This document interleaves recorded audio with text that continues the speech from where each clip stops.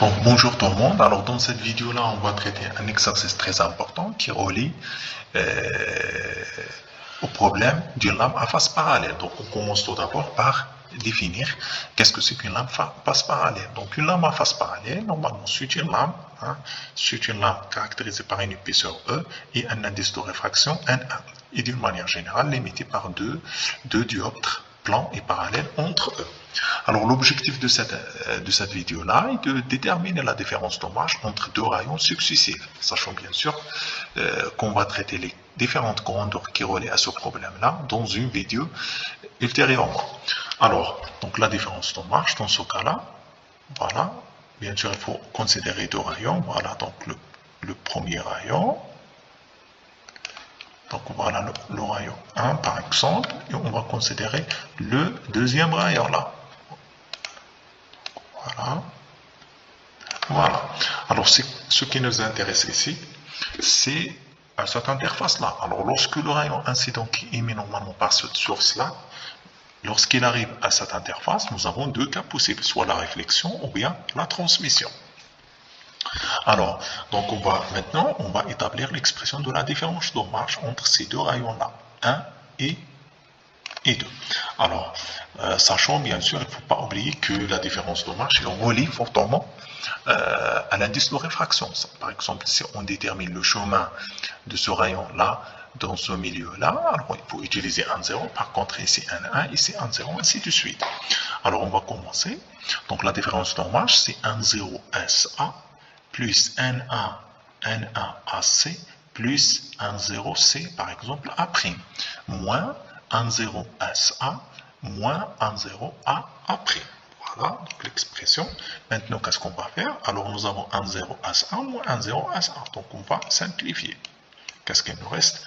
N1 AC plus 1 0 CA' moins 1 0 A'. Donc, on va garder cette expression.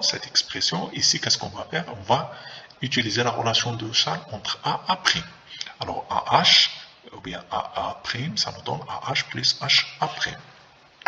Sachant bien sûr que ici, il faut bien remarquer que CA' par exemple est égal à HA'. Et on va simplifier par CA' et HA', ce qui nous donne finalement que la différence de marge est égale à 1 AC moins 1 0 AH. Sachant bien sûr que la différence de marge, ici nous avons un 1, ici nous avons un 0. Et nous avons AC et AH. Maintenant, qu'est-ce qu'il fallait faire? Il faut déterminer l'expression de AC, ce AC-là, et AH. Alors AC normalement représente AB plus BC. Cette distance est égale à cette distance. Par conséquent, donc AC est égal à 2AB ou bien 2BC.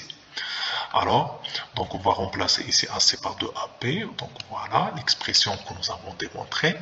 D'autre part, donc maintenant, qu'est-ce qu'il fallait faire? Il faut déterminer AB et AH. Alors, on commence tout d'abord par AB. Alors, AB, on va utiliser, c'est mieux d'utiliser le cosinus de R. Alors, le cosinus, comme vous le savez, c'est le côté adjacent sur l'hypoténuse. Cosinus R, CE sur AB. Ce qui nous donne que, voilà, donc cosinus R, CE sur AB, ce qui nous donne que E est égal à O sur cosinus R. On va remplacer AB par cette expression-là. Qu'est-ce qu'il fallait faire maintenant? Il faut déterminer l'expression de AH. Alors, AH, c'est normalement représente le côté opposé de cet angle I. Donc, c'est mieux d'utiliser sinus. Alors, le sinus de I est égal à AH sur AC, ce qui nous donne que AH est égal à sinus I fois AC. D'autre part, donc il faut déterminer AC. Donc, AH est égal à AC fois sinus de I. Alors, maintenant, qu'est-ce qu'il fallait faire? Il faut déterminer l'expression de AC. Alors, AC, normalement, représente voilà, ce côté-là. Donc, tangente de R est égal à AC, c'est-à-dire le côté opposé sur l'adjacent. Donc, voilà, donc normalement, tangente de R est égal à cette distance-là qui représente normalement AC sur 2 sur E. Et par conséquent, donc on va trouver que AC est égal à E tangente R. On va remplacer AA bien AC dans AH. Et on va trouver cette expression. Finalement, on va remplacer dans la différence de marge et on va trouver cette quantité-là. Alors maintenant, qu'est-ce qu'il fallait faire? Donc il faut normalement déterminer la relation qui existe entre I et R. Alors bien sûr, en se basant sur les lois de Snell-Descartes, nous avons N1 nous avons n10 sinus i est égal à 1 sinus de r. 1,0 sinus de i est égal à 1 sinus de r. Donc voilà 2ne cosinus r moins 2n tangente de r. Alors sinus de i, on va remplacer par n1 sinus r. Donc voilà, donc 2n au cosinus moins 2ne sinus de r sur cosinus de r.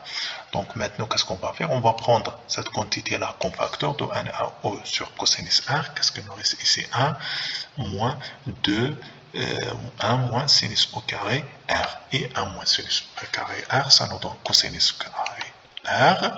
Donc cos carré, on va simplifier par cosinus. Qu'est-ce que nous reste finalement? Que e est égal à 2ne cosinus de r.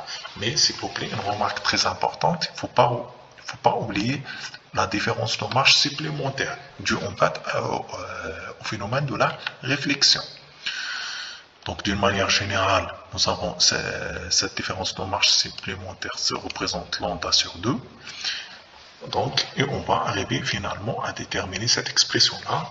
Donc voilà, ça c'est la différence de marche géométrique, ça c'est la différence de marche supplémentaire due en fait à la différence ou bien au phénomène de la réflexion. Alors une remarque très importante, si on considère bien la différence de marche du chemin optique au point 11, c'est-à-dire au centre, alors bien sûr r est égal à 0. Si r est égal à 0, cosinus de r est égal à 1. Donc voilà l'expression de la différence de marche au centre, c'est-à-dire au point O. Et à très bientôt, sachant bien sûr qu'on va faire une suite de cette vidéo-là ultérieurement. Et à très bientôt. Bien sûr, si vous avez des questions, n'hésitez pas de les poser. Et à très bientôt.